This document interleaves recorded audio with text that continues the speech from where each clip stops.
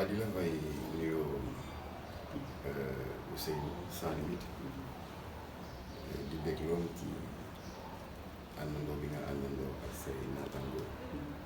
Sénégal Buzz 221 te El Hadj Kébé toogal leen fi waaye xanaa di ngeen ma may rek ma leeral seeni téléspectateur ginnaaw bu ma leen nuyoo sargal leen que li nekk sama nopp bi du jaaru nopp pour mu leer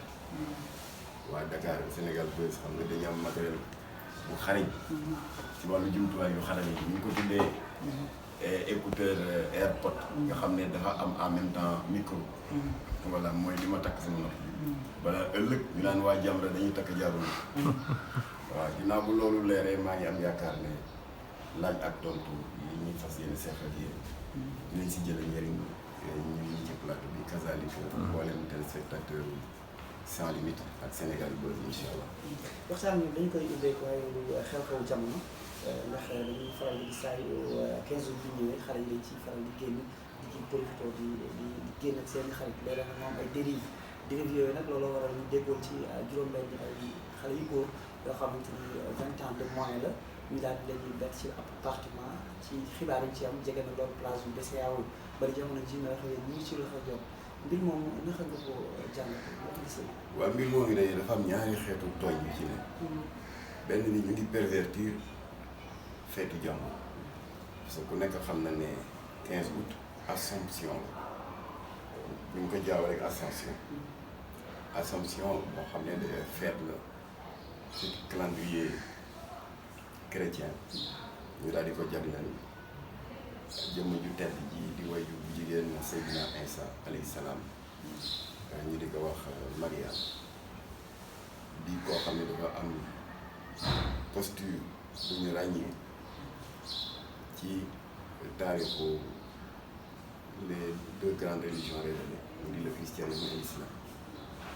bañ nañ ko ba suñu mbokku catholique ci seen i ñaan ak ci seen i xeetu julli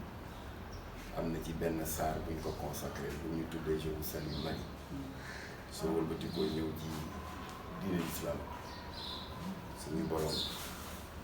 jagleel na ko benn saar bu ñëw suratul Maria kon jëmm ju tedd jooju te suñu mbokku catholique yi di ko màggal le 15 août di Assomption borom ñaari tur yi amuñu leneen lu ñu def lu tànn bés bu mel noonu di ko di seen ñaawteef kooku tooñ ñun yàgg nañ di wax ne que lobby homosexuel yi du ñu def dara par hasard à titre de rappel mosoon naa ko fi wax waaye la répétition est pédagogique ci 25 décembre 2015 yàlla mu nekk benn guddi doublement symbolique ndax ñëpp xam nañ ne suñu mbokk catholique dañu am un calendrier grégorien fixe Pentecôte daaw même date la que Pentecôte ren Ascension daaw même date la que bu ren le 1er novembre fête des morts même date la que bu ren et cetera Noël c'est toujours le 25 décembre waaye ñun jullit yi dañu am un calendrier hégirien un calendrier lunaire buy tourné Tabaski daaw ak bu ren du nekk même date Tabaski Korité noonu alors gàmmu gi nag di tourné ba 2015 mu tombé net le 25 décembre nga xam ne suñu mbokk catholique yi itam naka jekk chaque 25 décembre ci la ñuy màggal ci Yàlla Isa ñu daal di ne lii de dana rafet dana gën a dëgëral la convivialité interreligieuse diggante catholique ak jullit lii dana gën a jëmal kanam le dialogue interreligieux ñëpp di ko rafetlu lobby homosexuel yi nga xam ne du ñu def dara par hasard tànn exprès cette nuit doublement symbolique du 25 décembre 2015 dem ci bërëb bu tedd bële Cheikh al Islam Baye Ibrahima Niass di noppalu ko takk fukki sëy ak benn à l'école Ibrahima Diouf de Kaolack keroog bu dul woon gaawaayu commissaire Bokar li deret bu bari dana tuur ndax taalibe Baye Niass yi mer armée jusqu'aux dents dañu bàbbeeku riir wuti commissaire bi pour jëflante ko borom ñaari tur si tooñ boobu ñu tooñ alors kon lii am ci 15 août bii du fi guléet ñoom dañuy attaquer les symboles religieux dañuy attaquer diine yematuñu rek ci di toroxal suñu ay valeurs ak suñu ndono ci wàllu culture ci wàllu caada ci wàllu cosaan d'accord kii mu tuddati signalé woon nañu au ministre de l'intérieur le général Mamadou Niang benn tournage d'un film pornographique homosexuel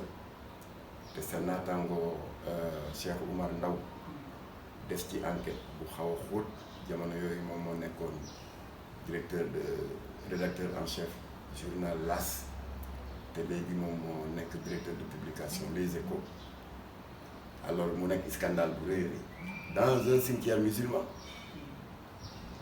ba waa Gueule Tapée babbee ko ñëw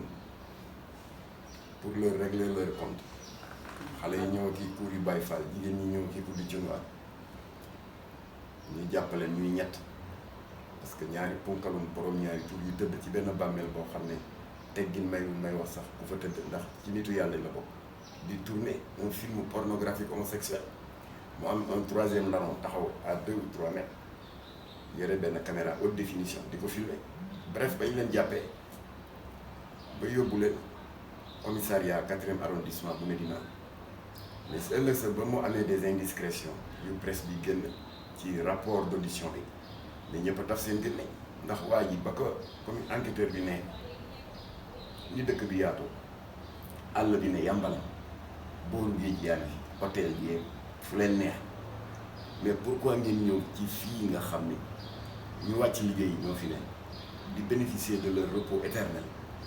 rawatina ay nitu diine yu magan bi di fi def seen yu bon yi mu ne waaw ñun il a avoué que dañ doon tourner un film pornographique commissaire bi ne ko waa d'accord mais pourquoi dans un cimetière musulman pourquoi alors il a avoué ne film yooyu bu ñu koy tourner dañ ko war a jaay à des sites pornographiques admettons benn court métrage de 10 minutes ngeen waxaale ko à 5-6 millions bu fekkee nag dañ ko tourner dans un lieu comme ñoom ni ñu koy tuddee insolite c'est-à-dire les églises abandonnées les mosquées abandonnées les cimetières abandonnés et cetera plus-value la c'est-à-dire boo ci waroon am 6 millions day passer du simple au double nga am ci 12 millions alors kon nag li xew ci 15 août bi tooñ la ci wàllu diine tooñ la itam ci wàllu yoon ndax tout le monde sait que l'article 319 du code pénal condamne les actes contre la nature boo gisee na ñun ñu demandé woon criminalisation parce que chaque fois bu ñu leen jàppee da ngay gestu ñaari fan ñett gis leen ñuy taxawal waa ci mbedd mi kon ñoom dañuy dem ba am conviction ni bu ñu tooñee dara du leen ci fekk. mais ci mbir mi nii xale yi nga xam ne dañuy jàpp ban taxawaay la ci ONG Jamra taxaw pour l'instant lan ngeen defagul comme démarche ci mbir mi. waaw du ne nga jàpp nañ leen. bu ñu leen jàppul woon d'accord parce que am na ci ñoo xam ne jàpp ñu leen woon. le scandale mariage homosexuel bu Mbao en 2009 jàpp ñu leen woon moo tax na ñun ñu defoon marche pour exiger police jàppale Jamra ci àndoon ak daayira yu oustaz Aliou Sall imam Mbaye Niang tam indi woon toutes ces structures ñu dem defi sitting si esplanade du grande mosquée voilà mais fa la ñu police fekk sànni ñu grenade lacrymogène sa naataango bi liggéey au groupe Excaf communication te ñuy koy wax Ramatoulaye caméra woman la Ibadou la ben grenade bi à 0 mètre de ses pieds la explosé mu xam bu ñu woon réflexe oustaz Aliou Sall ndong li dana dal ci goudron moom moo ko capté intercepté ñu song ñu sotti ñu ndox alors après nag organisation islamique yëpp jóg le lendemain def solidarité ak ñun après nag ci la leen état bi jàppale teg leen loxo waaye ñii comme ni ci la ko yomb ñii teg nañ leen loxo léegi ñu ci am solo mooy ñu ubbi suñuy bët mobiliser suñuy avocat ñu xool ndax yoon dana leen liggéeyam bi mu noonu. am na tamit beneen feet ci même guddi gi boo xoolee benn le motif bi ñuy wax ni benn vidéo ay xale di ci seen biir fële ca Mbour ñooñu tamit ba ñuy wax yéen dégguñu benn yoon. ci fan si Mbour. waaw Saly daal maanaam département de Mbour. fi nga xamante ni moom mooy Saly mais vidéo boobu tamit ñu ngi koy partage ci internet bi foofu ndax Jamra am na ay information ci mbir moomu fan la ci dégg-dégg Jamra tool ci mbir. waaw xam nga ñun suñu diine am recommandation bu am solo bu ñu digal et qui tient en une petite phrase wa ma shahidna illa bima alimna nee na jullit bi na témoigner que de ce dont vous êtes sûr de science certaine voilà loolu nga wax dégg na waaye ñun dañ ci amul ay preuve dañ ci amul ay éléments voilà moo tax ñun bëgguñu di def mooy riirandoo voilà balaa ñoo yëkkati kàddu ci dara dafay fekk ñu am lu tege suñu loxo ñu doog ci wax plainte yi ngay gis Jamra déposé ko te am ci ndam dernier cas bi mooy le film la série pornographique Cirque Noir procureur jox ñu dëgg jàppaleen ñef leen ci kaso bi 1 mois ferme ba ñu génnee 17 jours ferme ba ñu génnee ñu dal di condamner le producteur et le réalisateur à 2 ans avec sursis et les acteurs et les actrices à 6 mois avec sursis parce que ba déposé nañu plainte nii rek plainte këyit rek la waaye dañ ci booloon ay film bi ñu porté plainte dégg nga waa réewu leen ba ñu arrêté seen série bi dañu amoon ay preuves bi ñu porté plainte infidèle ba CNRA suspendre ko juróom benn weer de privation de télé c'est parce que dañu indi woon ay preuves kon nag lii dégg nañ ko ñu rek waaye amaguñ ci ay alors ñoo naa waxtaan nag duñu ko yàgg mais fi ñuy daanale waxtaan bi wàllu politique gis nañ ni ki nga xamante ni moom mooy élection législative yi mu demee waaye dañu nar a gis ay tête yu bees ay xale yoo xamante ni yaa ngi leen ñeen gis si télévision bi seen taxawaay ki nga xamante ni mooy Guy Marius Sagna ak Pape Djibril Fall ñaar ñooñu noonu ñu gën ci ràññee ci seeni morom war a dugg Assemblée nationale ban gis-gis nga ci am. waaw xam nga législative yi lii tubaab di wax rek dafa am de nouvelles révélations c'est-à-dire dafa am ñoo xam ne kenn séentuwu leen woon ñu daal di jékki rek daal di feeñ et loolu nag ñun ñëpp ñu war ko rafetlu parce que boo gisee ma nekk ci sama téléphone bi di seet sax dafa am koo tudd mu ñor ma lool ndeysaan moo nag ñi Guy Marius Sagna fii nga toog laa ko invité woon il y a quelques mois parce que dañu dajee sur le champ de bataille muy intervenir au bénéfice moo nekk nii muy intervenir au bénéfice des ex-travailleurs de la LONASE des ex-travailleurs des 700 ex-contractuels de la Sénélec moo nekkaat nii aussi mu tombé moom il avait les mêmes dossiers j'avais les mêmes dossiers ba mu ko yéegee nag mu woo ma moom Guy Marius Sagna Maxtaar ma ne mu ne dama bëgg a seet si suma grand ndax gis naa on a beaucoup de points de convergence dans nos combats contre l'injustice waaw ma ne ko tey dana xat comme que nee nga ma yaa ngi ci yoonu Saloum bi ngay bàyyi ba boo ñibbisee nga noppal ko ba suba ñu daje fi alors le lendemain fii yëpp dama ko passionné j'avais invité toute la presse mu fees dal voilà ñu daal di waxtaan après nag ñu noué un partenariat sur un certain nombre de dossiers sociaux ñu ànd di ko xeexandoo voilà kon kooku nag su ma déggee ne Sénégalais yi yóbbu nañ ko ca fa ñuy wax pencu ndaw réew mi am naa yaakaar ne kàddoom dana gën a am portée voilà pour muy mën di taxawu ñi nga xam ne dañ ko yaakaar. Pape Djibril Fall itam wax dëgg yàlla man mës naa bokk ñaari yoon ak moom plateau télévision benn bi mooy bi Jamra dénoncé récépissé góor jigéen yi état bi di jox association góor jigéen yi et c'est illégal c'est une violation de l'article 320 du code pénal mës nañu bokk plateau yi tamit biñ ma invité à Jakaarlo je crois que c'était un débat sur l'avortement wala bokk sur les dérives audiovisuelles voilà donc ñaar yoon yooyu ma jot a bokk moom plateau gis naa xale bu bëgg réewam la bu bëgg ay valeur am yar am teggi kooku tamit bu ñu nee Sénégalais yi propulsé nañ ko pour mu mën a am kàddu sa pencum ndaw réew mi mun ñu am ci yaakaar alors ñi si des yëpp nag c'est des anciens Pape Diop c'est un ancien maire de Dakar ancien président de l'Assemblée nationale ancien président du Sénat Thierno Alassane Sall moom tamit xaw na yàgg ci làmb politique bi voilà ñi si des yëpp nag ñu souhaiter leen une bonne chance parce que léegi waxi politique bi jeex na parce que bu ñu xasee ba fal leen ba ñu toog ca pencu ndawu réew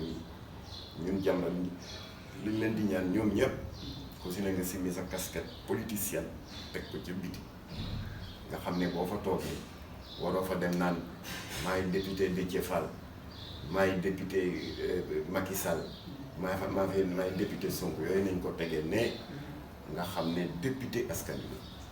voilà am na yaakaar ne bu ñu ko doxalee noonu assemblée bi dana am xar kanam bu bees boo xam ne dana tax nit ñi gën a sawar ëllëg ñu gisee des porteurs de voix ñu mën leen a pousse pour ñu am kàddu fa nga xam ne fa la ñuy nasee ak dina cee waay. macha allah xam naa ñaari baat ci mbiri hôpital Dantec bi gis ngeen dañ ko war a defaraat ñu jël coow lu bari benn hectare bi nga xamante ni bii tuuma président Macky Sall daf ko jaay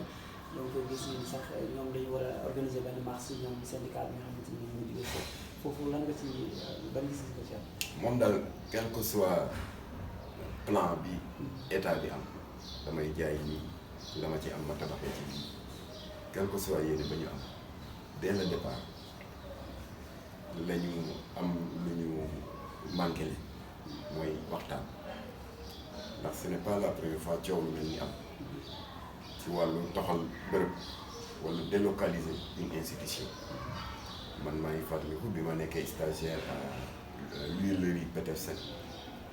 moom la ñuy wax tey marché Petersen mais benn usine la woon daan defal diwlin man dama fa la am sama premier stage de dessin industriel usine bu yàgg la mais nag bañ koy ba ko tubaab yi di tabax dans les années 30 booba Dakar ñu ngi yemoon fii kii tollu rek cinéma El Malick mooy centre commercial El Malick bon tout le reste ba Médina jëm ca kaw ak loolu woon alors kon nit ñi ñoo ñëw fekk si fa usine bi mu daal di posé wu nag un problème de pollution alors état bi jël décision ne dañuy toxal Petersen c'était dans le précédent régime du président Abdou Diouf voilà mais foofu amoon na tuuti waxtaan ak syndicat yi et cetera ak tamit sur les infrastructures techniques bref jubóo mu gën a am ba mu am un redéploiement du personnel vers les autres huileries Sodec Lindiane bu Kaolack SIZ bu Ziguinchor ak Sonacos donc ñu redéployé leen ba ñuy toxal gare routière te ñu di ko wax pompier ndax xam nga li mu sës rek ak caserne bi tax na ba c'est rare nga dégg gare routière nga gis ku naan dama war a tukki si loolu damay dem Diourbel wala damay dem Tamba fooy jëlee oto damay naan pompier rek voilà donc dafa demoon ba bokk ci Sénégalais yi boobu tam bañ koy toxal dafa am tuuti parax moo tax ñun ñëpp assisté nañ ci médias yi syndicat transporteurs yi jóg di ñaxtu syndicat coxeurs yi les associations des usagers ndax nit ku ñu mën a noonu lu ko bett rek daf koy perturbé waaye mu jég nag yëf yi di calmer di dal ba léegi toxal nañ yëpp mu nga fële beau maraîcher ba nit ñi fàtte nañ sax fii voilà kon initiative lu muy rafet bu ànd ak précipitation rek même bu dee lu baax di nga ci am ñu la ci mere te mënoon naa ñàkk loolu moo am ci hôpital Dantec lii bokkul ak gare routière bu ñuy toxal parce que bii c'est une structure de santé bu sérieux la laajoon na état bi def si ñaar ba ñetti séminaire sax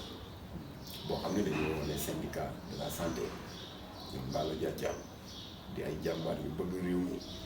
état bi ne lii ak lii mooy sama plan soit mu convaincre leen wala ñoom ñu convaincre ko waroon na lan waxtaan avec le corps soignant lan waxtaan ak vacataires yi parce que ñooñu tamit seen avenir lan lay doon il est vrai que médecin ya fa nekkoon ak yeneen yi personnel de santé bi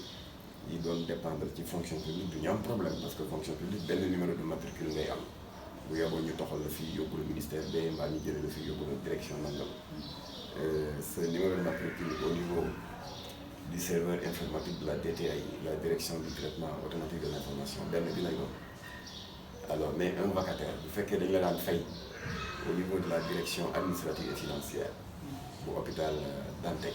bu hôpital bi toxoo bu lay fayati alors moo tax ñoom jàmm duñ wax yi jàmm na waaye ñun ñoo leen dégg ñoom ñuy ñaxtul seen bopp di wax seen jaaxle donc problème yooyu yëpp ça pouvait faire l'objet de 2 ou 3 séminaires état bi ataan xalaat yëpp ba ci taximan yi sax ñu déglu leen parce que ci biti y a benn garage nga xam ne taximan dañuy indi client di yóbbu bu ñu dégloo ñëpp nag état bi jóg nag mais voilà le plan de délocalisation de l'hôpital Aristide Le Dantec. Première semaine ñii ñooy toog deuxième semaine waa cardiologie ñu ngi leen di yóbbu hôpital Samba. Troisième semaine ñi yore mbirum rein yi donc ñiy def dialyse yeeg yooyu. Voilà néphrologie. Alors donc ñu dispatché ko par semaine ba ku ne nga xam sa bés ne ña nga xam ne ñu nga ca affaire damma yeeg yooyu daal ne ñun suñu tour jotagul semaine bii la ba ca topp kon danaa am temps def lii def la mais ñàpp la mbir mi bett moo tax coow li bañ ñee ngay conférence de presse ñee ngay génn ci média yi di tëkkunte ci seen biir mënoon naa ñàkk voilà kon loolu góom la bu Sénégal yàgg di sooxe mooy ñàkk waxtaan voilà nañu moytu nga ne autorité laa rek nii laa xalaatee rek daal di ko def même bu dee lu baax la waxal ak nit ñi rek du wàññi dara alors léegi defe naa coow laa ngi wàññeeku parce que muy commencé pënd baa ngi commencé wuri waaye encore une fois ñun Jamra ñi ñeewantal rek c'est les prestataires parce que ba tey maa ngi leen dégg ñu coow ñi nga xam ne ñeewantal nañ leen mooy les victimes d'insuffisance rénale parce que y a pas mal d'options dégg naa ñu naan est-ce que duñ leen yóbbu ci hangaru pèlerin yi continuer séance de d'hémodialyse foofu ñu naan est-ce que duñ leen yóbbu dalal jàmm bu géej waaye ñu ne non dalal jàmm fees na amatuñu xaw ma lan ak lan ñaari. ñu wax sax dañ leen di defal ay chapiteaux ci wetu dalal jàmm. mu ngoog yooyu wax nañ ko. voilà loolu yëpp du dara lu précipitation amul njëriñ voilà parce que amul fi lu jar di daw ba daan voilà mbir la boo xam ne bu état bi amee des raisons mais daf koy toxal la ñuy waxtaan ak acteurs yi rek ñu bokk ko diisoo ko ba pare ànd ci exécuter ko waaye nag comme ni tubaab yi di wax rek nee nañ si en faisant des erreurs qu'on apprend xëy na état bi dina si jël ay jàngat pour que ëllëg bu ñu bëggee toxalaat dara ñu waxtaan ak nit ñi. kon daal ci waxtaan bi nga bàyyi la daane. waaw xanaa di leen am na lu may matt fii di xaw ma lan la dama ma jege garab gi gis nga rek. xam naa beneen taal yi ñëw ëpp yooyu. lii mbaa doo leen ko génne ci seen affaire. beneen taal ci garab gi la jógee. alors li may daane la rek mooy d'abord massalu suñu mbokk yi ci banlieue bi ci ni nawet bi duggee ak doole muy waa Djiddah Thiaroye Kaw Yeumbeul Nord Yeumbeul Sud wax naan ñëpp sax fan yëpp ñu ngi dégg ci média yi jànkonte bu metti bi ñu jànkonte mbënd mi ba fii may wax yow am na ñoo xam ne seen kër ndox mi nangu sans compter waa station de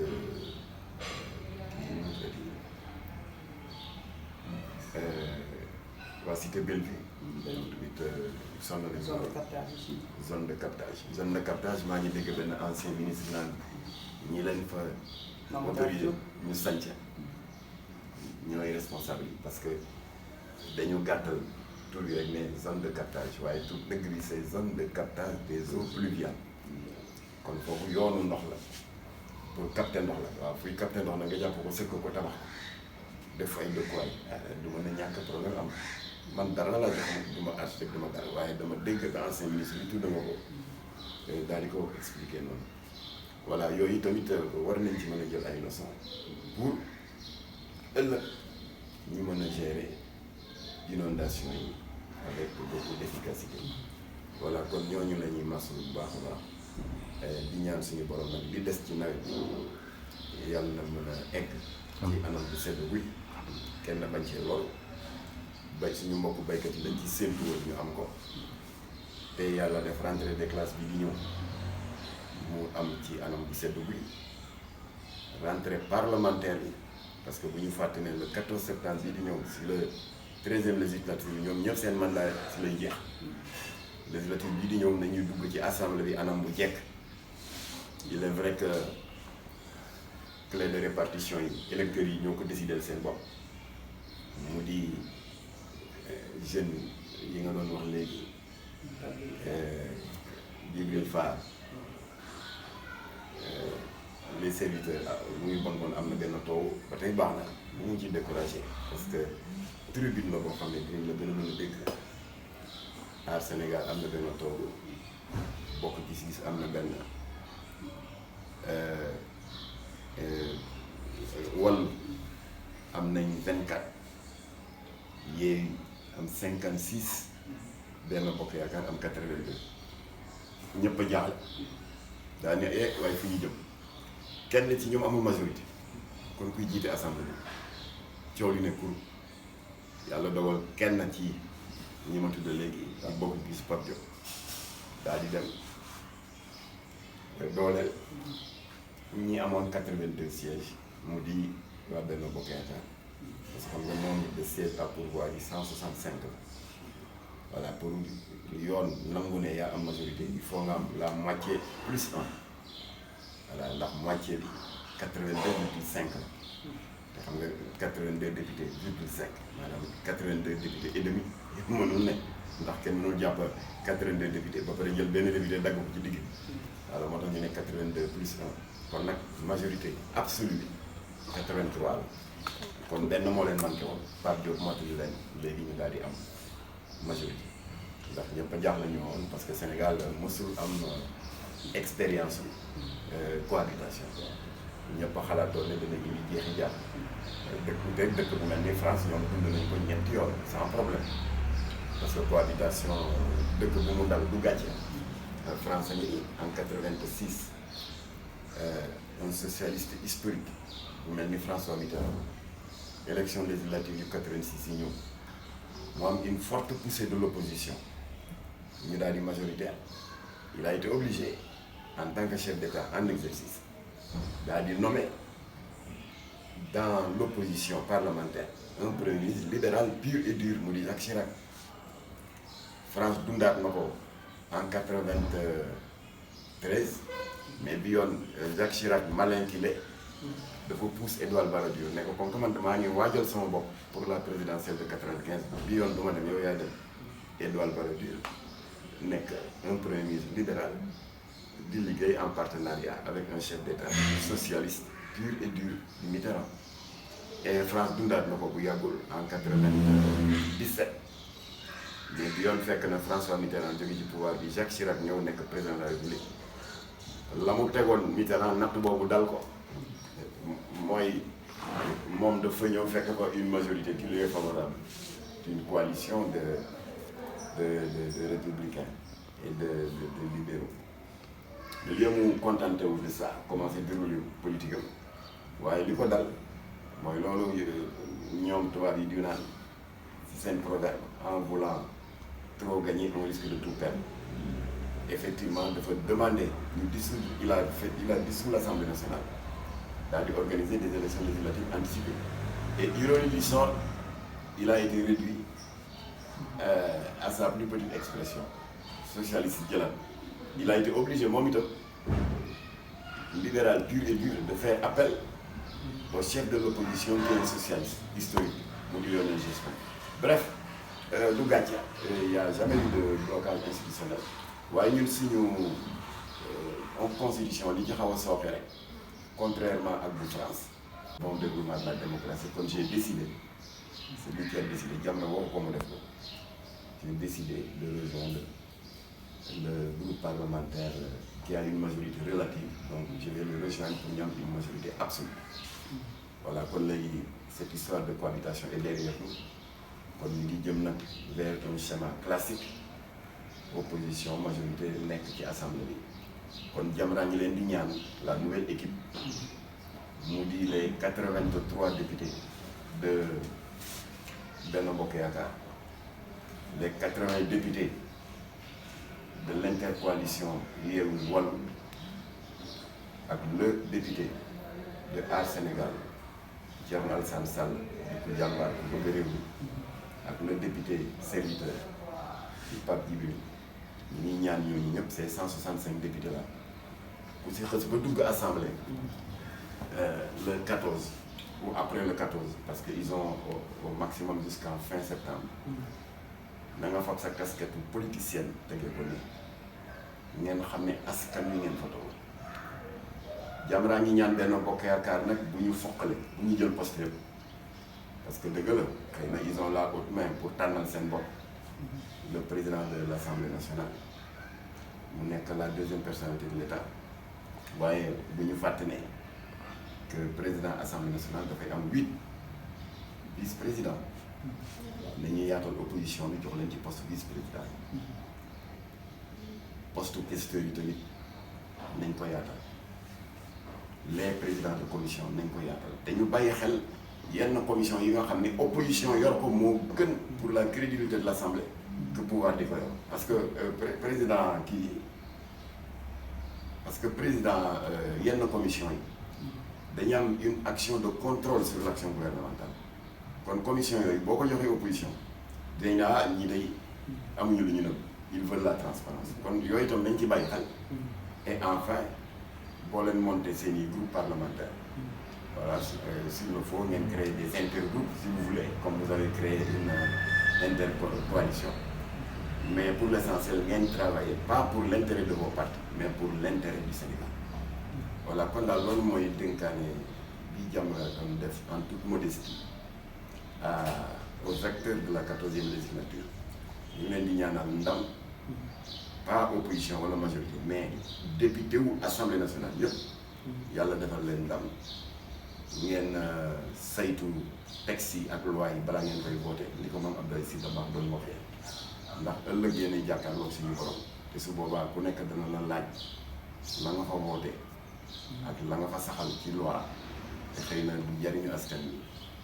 yooyu yëpp nañ ci bàyyi xel suñu daje ëllëg ak suñu borom subhanahu wa taala voilà kon nag yal na yàlla def jàmm ci réew mi yàlla dàqal réew mi seytaane suñu kilifa diine yi yal na yàlla